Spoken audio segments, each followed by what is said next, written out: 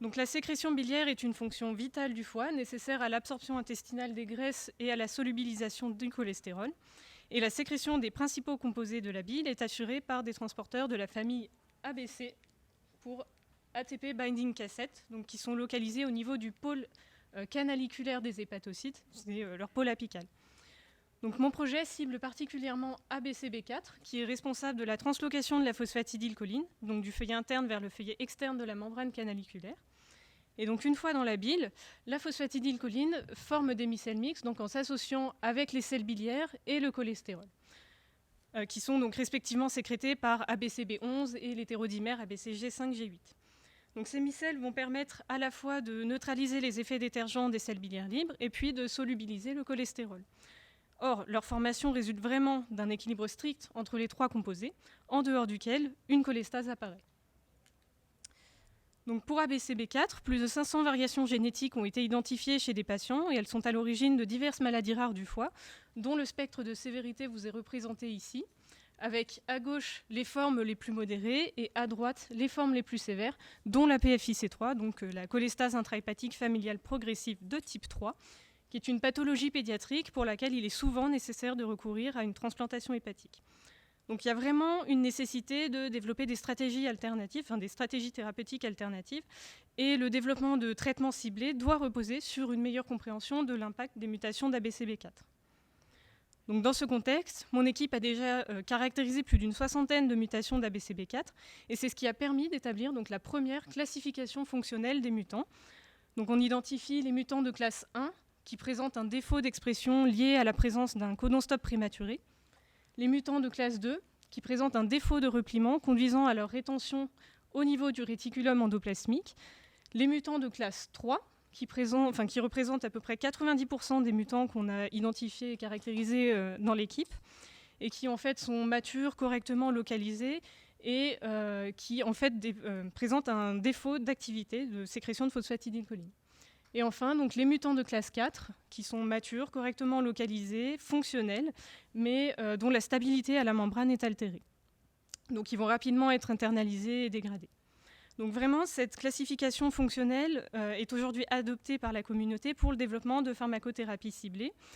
Et en fait, il s'agit de développer des molécules capables d'induire la translecture des codons stop pour les mutants de classe 1, de développer des chaperones pharmacologiques ou des correcteurs pour les mutants de classe 2, des potentiateurs ou activateurs pour la classe 3 et des stabilisateurs pour les mutants de classe 4.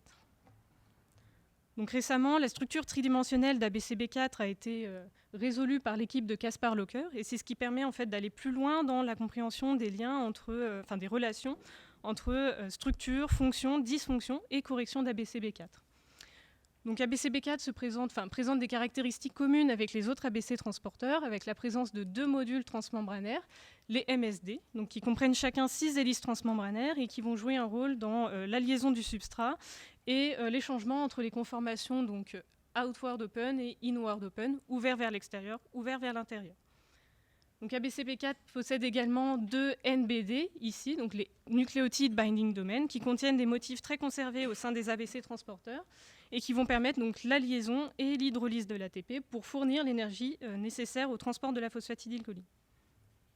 Donc je vais vous présenter mes travaux concernant l'étude de 5 mutations faussens identifiées chez des patients. 2 d'entre elles sont localisées au niveau des NBD. Elles sont indiquées donc en rouge et les 3 autres en bleu sont localisées au niveau des hélices transmembranaires.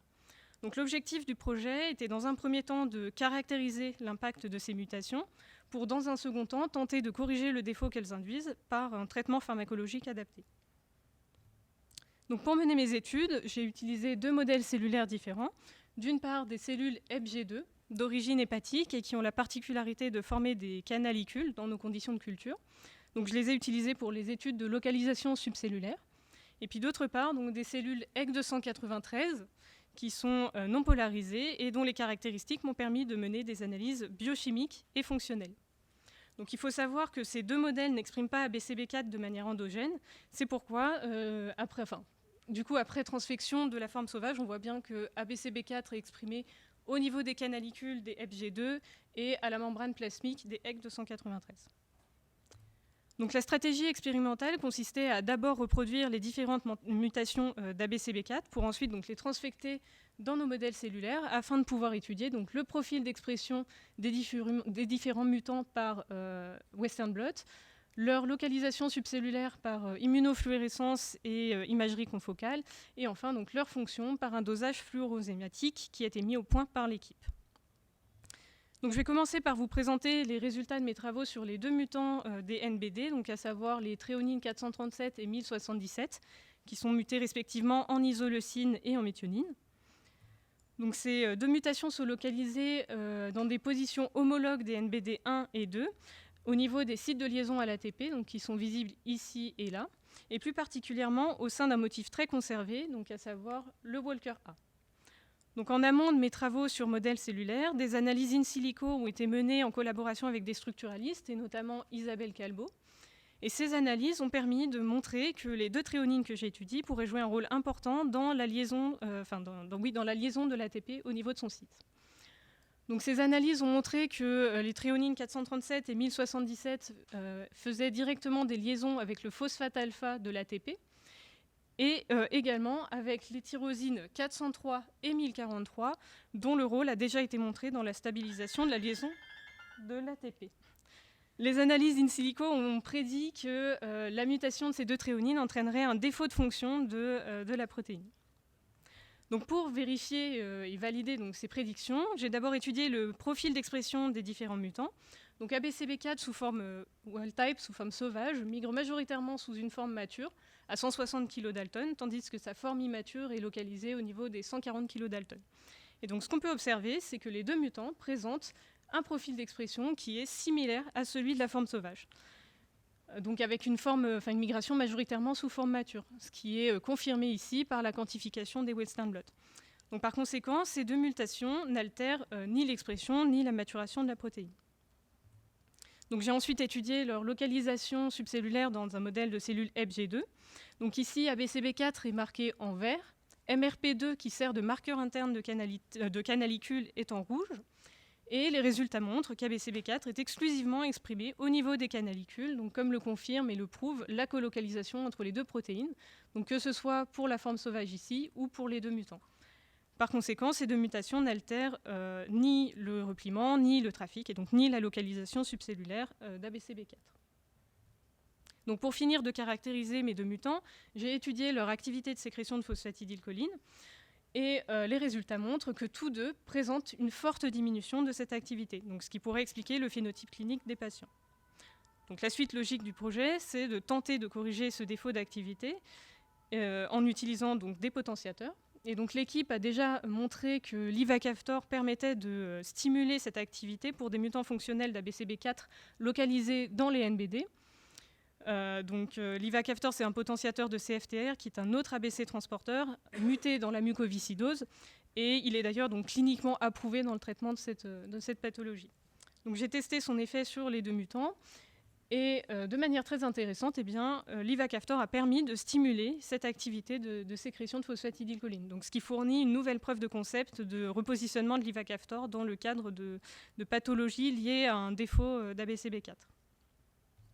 Donc, je vais poursuivre en vous présentant les résultats d'analyse des trois mutants transmembranaires, donc à savoir les sérines 242, 346 et 729, mutés soit en arginine, soit en leucine, avec donc, les mêmes objectifs, à savoir caractériser les mutations pour ensuite tenter de corriger le défaut qu'elles induisent par un traitement pharmacologique. Donc là encore, des analyses in silico ont été menées en amont, et elles ont elles ont permis d'identifier des régions flexibles de la protéine, notamment ici au niveau de la TM4, qui pourraient jouer un rôle important dans la fonction d'ABCB4. Donc on voit bien en orange, vous avez une première conformation et une deuxième conformation en bleu. Ici, donc, il y a une belle déformation de la chaîne polypeptidique où se situe donc, la sérine 242 que j'étudie. D'autres acides aminés ont été localisés au niveau de la poche de liaison de la phosphatidylcholine, donc qui est représentée ici. Et parmi les acides aminés concernés, il y a la sérine 346 qui pourrait participer en fait, à la structuration, au maintien de cette poche de liaison de la phosphatidylcholine. Et enfin, donc, la sérine 729, la sérine 729, quant à elle, est localisée dans une région où de nombreuses mutations pathologiques entraînant des formes sévères de pathologie liées à un défaut d'ABCB4 ont été identifiés.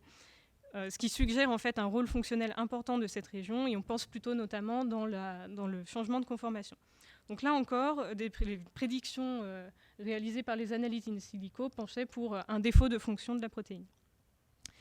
Donc pour vérifier ces prédictions, j'ai procédé exactement de la même manière que pour les mutants des NBD, et j'ai obtenu donc des résultats similaires avec donc, une migration majoritairement sous forme mature pour tous les mutants. Donc, ces 3 mutations n'altèrent ni l'expression ni la maturation de la protéine. Tous les mutants sont localisés au niveau des canalicules biliaires, donc là non plus, leur trafic, leur localisation subcellulaire n'est pas impactée. Et ils présentent tous donc, un défaut d'activité de sécrétion de phosphatidylcholine qui, là aussi, pourrait justifier le phénotype clinique des patients. Donc, tout comme pour les mutants localisés dans les NBD, j'ai tenté de corriger ce défaut d'activité par un traitement à base de potentiateur. Or, l'équipe avait montré précédemment que l'ivacaftor n'était pas en mesure de stimuler l'activité de sécrétion de phosphatidylcholine de mutants fonctionnels transmembranaires d'ABCB4. Et c'était le cas notamment donc, de la mutation P726L.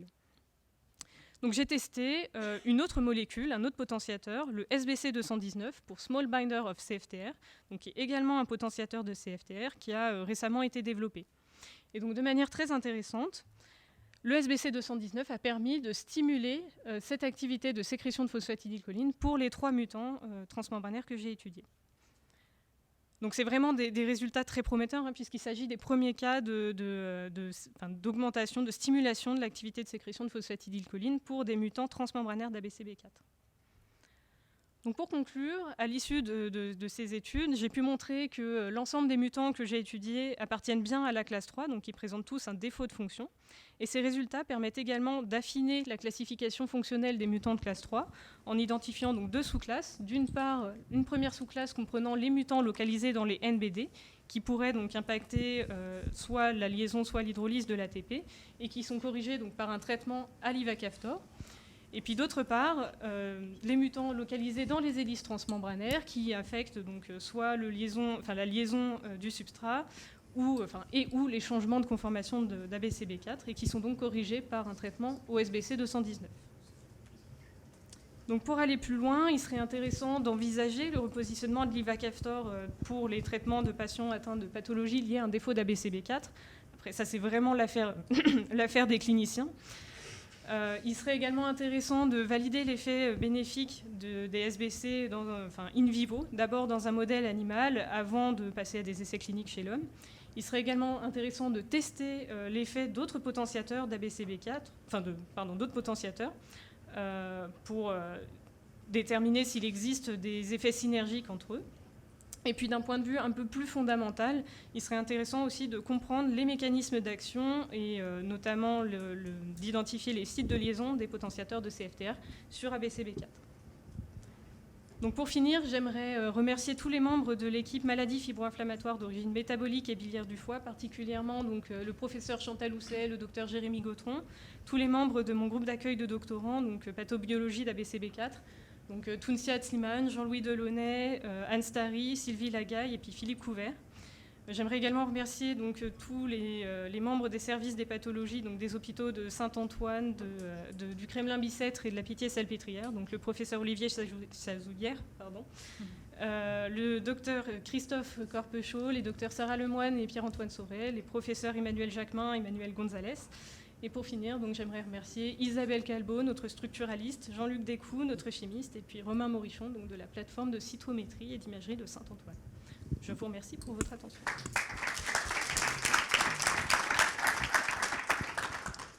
Merci. Bah, écoutez, sans vouloir influencer le jury, en tout cas, je vous félicite pour la clarté de votre exposé.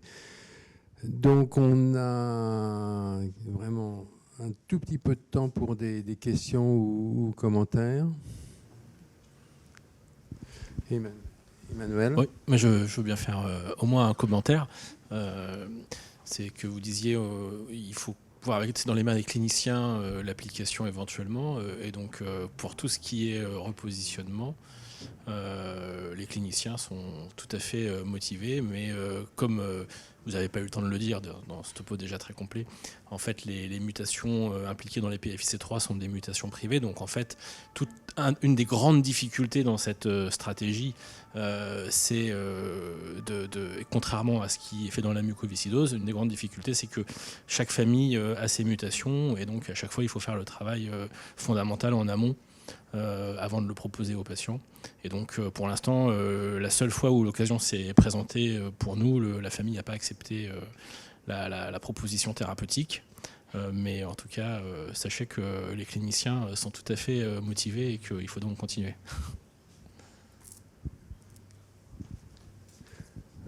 Oui, Angela. Est-ce qu'on peut comprendre de votre exposé, d'ailleurs brillant, que les pistes thérapeutiques pour PFIC peuvent convenir également au syndrome LPAC ou Oui, alors effectivement, je n'ai pas précisé à quoi correspondent les mutations que j'ai étudiées. J'ai dit qu'elles sont trouvées chez des patients. Donc j'ai une mutation qui est effectivement associée à un patient atteint de PFIC3, c'est la mutation T1077M. Tous les autres sont des cas de LPAC et ce qu'on voit bien, c'est que finalement on obtient quand même une correction, en tout cas une stimulation, quelle que soit la pathologie d'origine du mutant. Donc oui, c'est des traitements qui pourraient s'appliquer. Il faut peut-être quand même préciser que ça s'appliquerait aux patients LPAC avec une mutation de MDR3, ce qui représente qu'une minorité des patients. Voilà, et qui ne répondraient pas à l'UDCA. Je ne sais pas d'ailleurs ce que ça représente, Christophe, les non-répondants à l'UDCA. Dans les LPAC documentés MDR3. On peut imaginer qu'il y a à peu près une vingtaine de % de patients qui sont considérés comme ayant une réponse insatisfaisante au traitement de référence de la UDC. Et ta remarque est juste, c'est-à-dire que autant dans les PFIC3, la problématique, c'est que chaque mutation est privée, autant dans le LPAC syndrome, il y a aussi une hétérogénéité génétique et il y a plus de 50% des cas qui ne sont probablement pas liés à des mutations germinales de ABCB4. Et de surcroît, la plupart des mutations sont hétérozygotes. Donc il y a aussi l'autre stratégie qui est plutôt de booster l'expression de l'allèle sauvage plutôt que de maturer quelque part, renforcer l'activité de la protéine qui est mutée. Mais on est avide de tous ces nouveaux médicaments, bien entendu.